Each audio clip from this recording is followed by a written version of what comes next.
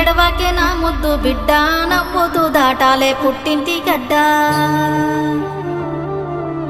ఆడపిల్లంటే పుట్టింటి సుట్టం బతుకు మార్చేను ఈ పెళ్లి ఘట్టం నీ ఇల్లు నీ బతుకు ఈడగాదమ్మా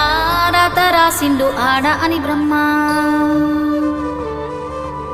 పెనిమిటే నీకు తోడొక్క నీడా నచ్చదిరగాలే ఊరొక్కవాడా